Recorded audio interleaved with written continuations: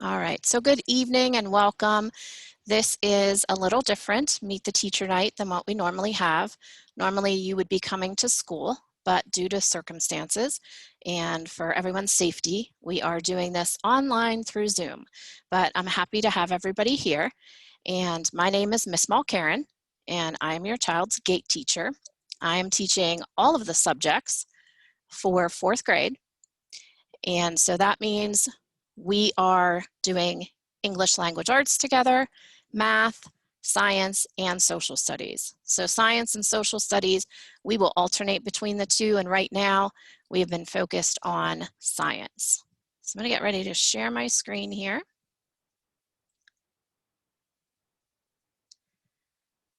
Pull this up. All righty. So you can see my email is here. Anytime you have questions, email truly is the best way to meet and discuss anything. And then if we need to have a phone call, you know, we can discuss that through the email, or you could say, hey, can you give me a call sometime? We could even, you know, Zoom chat if there's something, you know, that you would prefer face-to-face. But during the day, my email, jmulcairn@gatewayk12, is the best way to reach me because I am, as you know, online with the students most of the day. So a little bit about me. I have a daughter. Her name is Jasmine. She's a senior in college. This is her up here. She was in Monaco. So she was actually in France when all of this pandemic broke out. So she had to find her way home, which took a little bit, but she got back safe and sound, and she's taking her classes online just like your students are. We have a cat, and this is not an actual picture of my cat, but looks pretty darn close. Her name is Raja. I have been teaching for 17 years. The past 7 years have been at Gateway. Prior to that, I was at 2 different Catholic schools. I started out at North American Martyrs in Monroeville, and then I moved to St. John the Baptist in Plum. And I spent 2 years at Penn Trafford as a personal care assistant while I was working on my master's degree. So I have a bachelor's degree in elementary education, K-6, and then I have a master's degree in education with a reading specialty. When I'm not at school, I enjoy gardening and reading, and I love cheering on Pittsburgh sports teams. I especially love going to Penguins games. I'm sure it will be a while before I can get back there though. All right, so what should my child do each day? Well, we have been talking about this a lot. The first thing they should do is check their email. I recommend they check it twice a day, and here's why. Every time I put a new assignment up, it's going to go to their Gateway email. Anytime I make a comment on an assignment, or if I grade an assignment, they're going to get an alert through their email. They should come to as many of our live Zoom meetings as they can. The students have been doing a great job with that, so I just encourage them to keep it up. I am recording snippets of them. Sometimes I might just self-record myself if it's reading a book, and I will upload it to Google Classroom. They should check their assignments and make sure that they're turning them in. There is a turn in button, or sometimes it comes up as mark as done. So for example, if they have to complete a Google form for me, there's nothing to actually turn in because the Google form comes directly to me. So the button would say mark as done. They should ask questions. They can email me. They can put a question on the stream as long as it's something that they don't mind other students seeing, or come and see me during my office hours. So I have Zoom office hours for the children Monday, Tuesday, Thursday, and Friday from 12:40 to 1:10. So if they are stuck on something, they don't understand something, it would be a good time that we can meet face-to-face. And I had a student the other day share his screen with me, and then I was able to walk him through. And it took all of about 3 minutes, and the problem was solved. The other thing is at the end of the day, make sure that they close out any open windows or apps on their iPad. So on their iPad, they want to double click that home button and then just swipe up. It's the same as if you're on, you know, an iPhone. They may have to close out a window if they were on Safari for science, especially Pearson. We have been notified by Pearson that sometimes if you don't close that out, it times out the session, and then the kids sometimes have to, log everything out and then log back in. So if they do it at the end of the day, it would be helpful. So ELA, things that we'll be focusing on are vocabulary words, root words. We will talk about suffixes, prefixes. We're going to start talking about endings on words like the ED, ING, S endings, and just build upon what they've already learned in K through 3. Reading comprehension, we want them to really start to understand what they're reading and think about what they're reading. So before they even start reading a book, they should be looking at the cover, checking out the table of contents, starting to get questions in their head where they're thinking about what it is they're going to learn. And we'll talk, especially as we're in science and social studies, about headings that are on books and how they can guide us and help us prepare for our comprehension as well. Reading fluency, they will work on that through reading to me, sometimes in small group, reading out loud to the class when we're on Zoom. I tend to go with volunteers. Sometimes though, if I haven't heard from a student in a little while, I might call on them for a question or ask them if they would consider reading. The big thing for 4th grade and moving forward, and they started this in 3rd grade, is to use text evidence to respond to questions. So when they read, they need to be able to go back into the book or back into the story and support their answer. So an assignment that they have right now is in English, and we are practicing restating a question. So they read 2 paragraphs about clouds, and then one question is, what are the clouds of Jupiter made of? So they should respond by saying, the clouds on Jupiter are made of ammonia gas. And they go back to the text to find out it's ammonia gas, but they're restating that question. We will work on writing, informative, narrative, expository. We will do a small research. We might have a simple Google slide where we research about a scientist. We're going to read an article, it's a magazine article called Fragile Frogs. And from there, we may do a small research report on animals in which the students would have some choice in the animal that they research. And then just using those standards of, standard English, the conventions, making sure that we're capitalizing the beginning of a sentence, using our punctuation marks. We will focus a little bit more on dialogue and learning how to use quotation marks correctly. So that pretty much wraps up ELA. For math, there are 4 big points that we go over. Right now, we're in numbers and operations. We're talking about place value. We're talking about rounding numbers. We will look at multi-digit numbers. So when we move into addition and subtraction, it isn't going to be 9 minus 5. There's going to be 3 and 4 digit numbers that we're adding and subtracting. And even when we get into multiplication, it won't be their basic facts anymore, although they'll need those to help support what they're learning. It will be a 1-digit number by a 2-digit number. So for example, maybe 5 times 35. And we'll also get into 2-digit by 2-digit. So maybe 30 times 12. And we will look at different ways to learn how to break those down. And place value is really important in that. So we use a box method where we create a box and we have our tens and our ones place. And I'll show the kids how to break the numbers apart to make that multiplication a little bit easier. We'll get into decimals and fractions in the second half of the year. So adding, subtracting, comparing fractions, multiplying and dividing, and then we'll move into decimals and even percents. They'll go over algebraic concepts where we analyze patterns, we solve word problems. We've already started that. When we looked at our place value chart, we saw that there are periods on the place value chart, and we know that every period There's a ones period with the ones, tens, hundreds.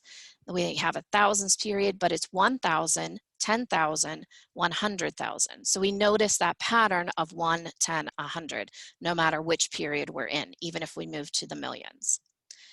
Solving word problems, we'll review how to get that detailed information, box the important words, circle our numbers, go back to the question and make sure we've answered all parts. That's a big thing in 4th grade. Sometimes there's 2 steps to solving a problem. Sometimes there are 2 questions in solving a problem. So we want to make sure that we have answered all parts of it.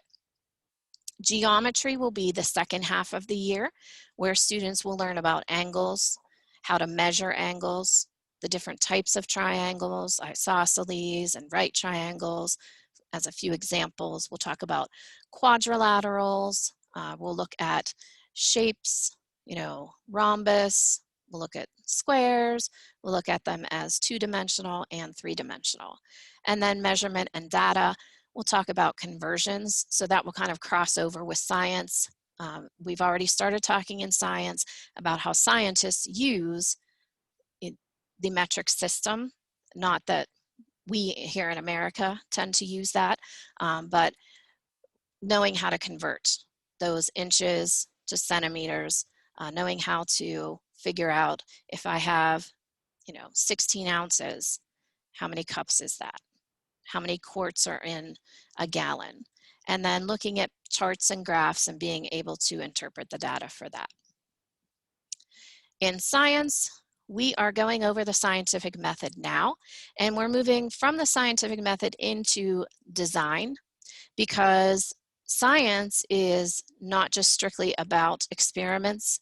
We have, a lot of talk about STEM education these days, where it's science, technology, engineering, and math. And so we want to bring in that engineering piece where we're talking about design process and how people think, and how, even though you may have discovered something already, you can improve upon it. So today we started a little bit of a conversation about that, how cell phones have changed.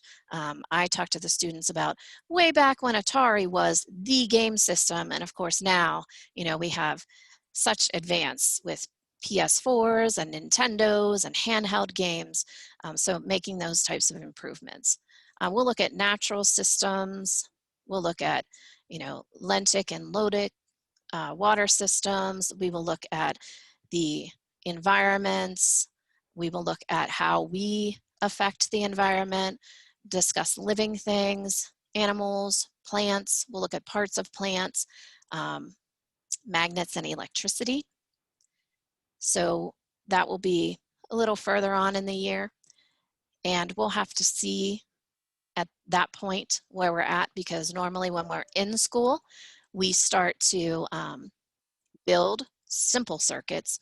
And in science, what I really like to do is have the students, after we get through this first part, really start to come up with their own solutions. And science is so hands-on and can be so hands-on, so we'll have to adjust some of those things as we're online. But really getting the students to think about how things work, how nature works. And then I already mentioned how humans affect the environment. So we are going to be getting Scholastic News. And so on Wednesdays, starting next week, because I found a few Scholastic News that, weren't used last year because of us leaving school in March. So we're going to start to look at some Scholastic News on Wednesdays to, incorporate either the science end of it or the current events in social studies, depending on which subject we're in. And that brings us to social studies, where our focus is going to be on geography. So learning those cardinal directions, looking at coordinates on maps. We'll talk about the regions of the United States, the Midwest, the Southwest, the Northeast, the West, and discuss how the temperature and how the landforms really affect people's lives, the jobs that they have, and how they, just function, and how the areas came to be. So some of the landforms we'll look at: rivers, we'll look at oceans, we'll look at lakes, and then we will also discuss natural resources, and natural resources will simply overlap as well with science. We'll discuss coal and oil rigs, we'll discuss more natural events, you know, windmills and clean energy like geothermal energy, and we'll discuss the levels of government. So we'll talk about our legislative branch, our executive branch. And now for some Google Classroom tips. So the waffle is your best friend. Now this is not the exact waffle. However, I'll show you in a few moments here. You have 9 dots and they are gray and they are in the top right corner, and that is where your children are going to go to get all the information that they need for their classroom. As you can see, their Gmail is located there. That's the email that they need to check at least twice a day. I recommend once before we even start class in the morning, and then again later in the day or when we've finished with our Zoom session. Calendar, their classroom, and there are other parts to it that I'll show in a moment. Google Calendar will show the students when assignments are due, and they can also check their upcoming assignments on their stream page. So here, this would be science, and over here on the left, I've circled that on Friday, they have an assignment due. This was for the picture that I captured. And again, I'll show you this in a moment. So a few more tips is that their Zoom links will always be located at the top of the classwork page. So they should be going to the class in session to find the link. So in other words, for our morning meeting and ELA, because they just roll right into each other, we start with our morning meeting and we roll into ELA. So they should be going to their ELA folder, clicking on their Zoom link. It is the same Zoom link for Monday, Tuesday, Thursday, Friday. There is a separate link for Wednesday because Wednesday we start later. So that is something to keep in mind. But I do have Wednesday in parentheses. So when it's time for math, they should be going to their math folder and clicking on the math link. When it's time for science or social studies, I'm just going to keep the link the same. They'll go to their science folder and click on that. All of their work is automatically saved in Google Drive, and this is the symbol for Google Drive. So if they're looking for something and maybe they haven't worked on it in a little while and they're like, oh my gosh, I can't find it, it's in Google Drive. And I will show you in a moment how they can search to look for that. In the homeroom folder, under resources, there is a video about Google Classroom, which may be helpful for you all to watch. So let me escape out of here a moment and let me go to my classroom. Come on, pull up the page.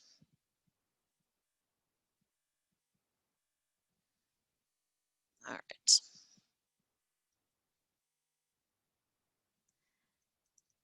Accidentally clicked out of it. So here is your waffle. So your child may have put their picture.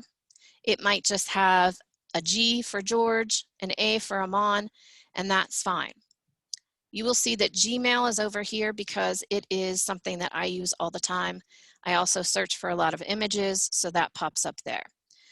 When you go to the waffle, you click on the waffle. You see their Gmail. That's where all of their email is going to be.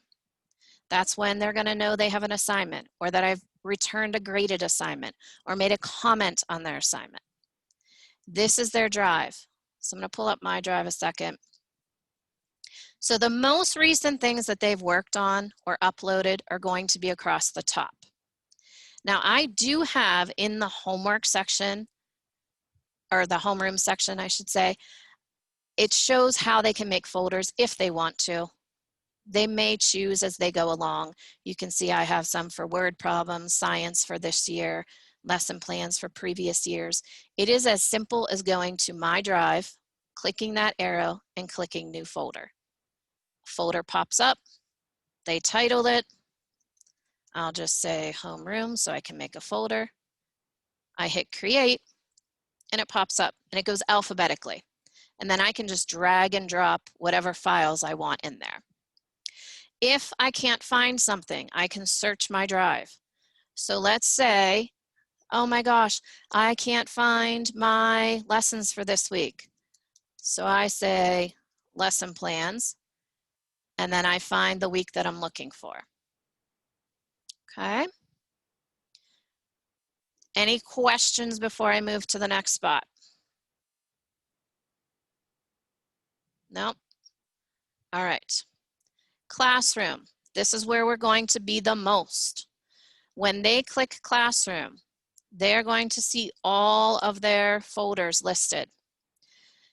This is another place they can see what is due. On the front of this folder, it is showing everything so far that reading is due. One English assignment is due. One math assignment is due. So let's go to homeroom. When they click the folder, there are 3 tabs across the top. The stream. The stream is where I'm going to share information with the class. This is where if they have a question that they don't mind other students seeing, they can type here. But whatever they type here, everybody's going to see. So just make sure they're aware of that. Over here would show any upcoming work. There's nothing right now upcoming for homeroom. Classwork. This is where they'll find their Zoom links and all their assignments. I will always keep the Zoom meeting links at the top. So my office hours are here. So every time they want to come see me on a Monday, Tuesday, Thursday, or Friday to discuss something, it's 12:40 to 1:10. And just like I had to admit you, I have to admit the students. So it is private, and I won't admit anyone until I'm finished talking with another student. I have resources listed. So, classroom tips. This is student tour of Google. Dr. Noor shared this with us, so I put it up here. It goes through some of the different parts, like over here. Some people call this the pancake, and I'll get to that in a moment. Our schedule is here. The rules that I would like the students to follow on Zoom are there. How to split their iPad screen. If they're doing a math assignment or a science assignment and they need to be able to refer back and forth to 2 pages. And this is the one that shows them how to create folders. Normally, they won't have assignments in here, but maybe every once in a while. I have some from the first day of school. People tab. This shows the people that are in their class, and then grades. I'm not going to click grades because I don't want to reveal anything that may be private. Here is the pancake. It's our main menu. All the classes are listed. Now I have extra classes compared to the students, but I can scroll right down and I can say, hey, I need to check my reading. So I click on my reading and the exact same tabs are across the top. My stream, classwork, people, and grades. Now over here, you see there are 3 different reading assignments that they should have either completed or be working on. Now I have all assignments not due till Friday, but in our schedule, I've purposely done it where we're on for about a half hour, 45 minutes of live instruction, and then they're off for about a half hour, except for Wednesdays because that's our little different day. But during that time, I encourage them, if we're off of a Zoom session, to use the restroom, maybe get a drink of water, maybe have a small snack, but spend about 10 or 15 minutes on the assignment so that if they're stuck or confused, it's a great time when they hop back on to ask me a question, okay? So like here, I said if you have a copy of Porpoises in Peril, have it with you for reading class so that we can follow things. All right. So all of their folders are going to be the same. So I'm not going to go through every one of them. If they need to type a document, they can type right here. So if they have a writing assignment and I didn't give them a specific form to use, and I say, I want you to type a paragraph about what you did this past weekend, they can just click Docs. they would click blank, and a new document would pop up for them to type. And then up here is where they can change font and their size, make it bold. All right, back to our waffle. We're not really going to worry about sheets. Slides is where they would make a slide program. Calendar. Let me just show you this real quick. All of my Zoom meetings are on my calendar. Meet the Teacher Night is on my calendar. Now let me go to Friday. All across here, this is showing different assignments that are due on Friday. So your student can check there as well to find their assignments. When I talk about Jamboard, you gotta scroll a little bit further, but there's Jamboard where we've done some assignments where we've worked together, okay? And some of the kids have their things that have popped up for their book recommendations that I asked them to complete. All right, so let me close out of those. Go back here.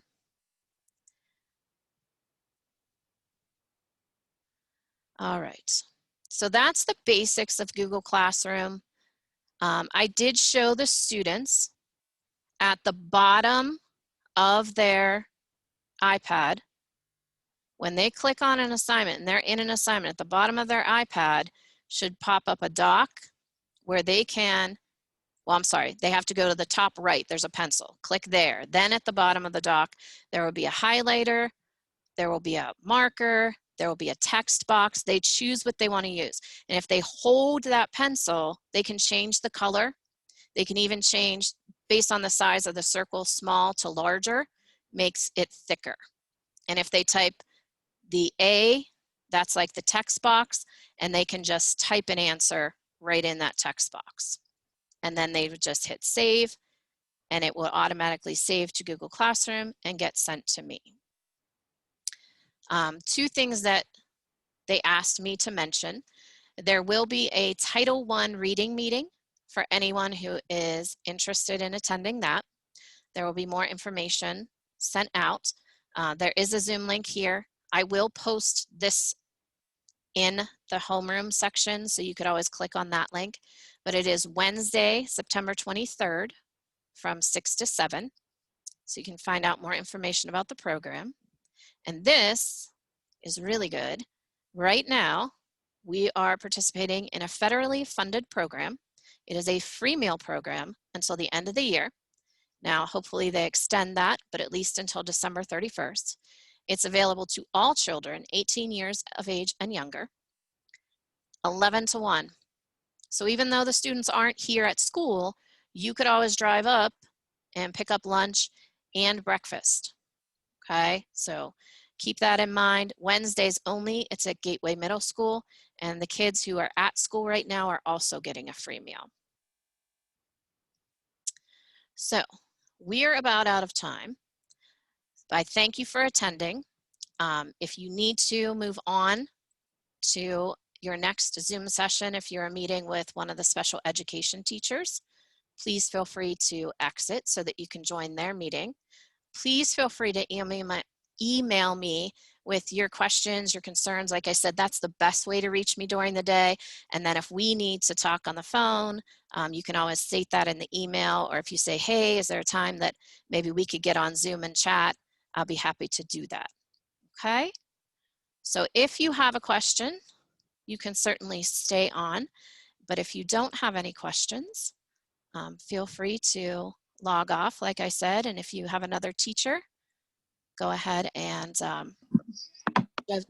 just jump on that. One thing I will say before I start taking questions is I ask that the questions are not about your student specifically, because we're all on here and we want to keep that private. But if you have a question that is about the assignments or something, I could certainly field those questions. Okay. Bye. Bye. Have a good night. Thank you. Thank you very much. Have a You're good night. welcome. Now I have a question. Don't rush me. Hi. Hi. Georgia was off. Only thing we're having problems with is that document section you just went over. Okay. If you can do that again real quick so I can see. Because when we pull it up, it's like hard. It takes us a couple minutes to write on them. Okay, give me 1 second here. Stop sharing my screen for a moment.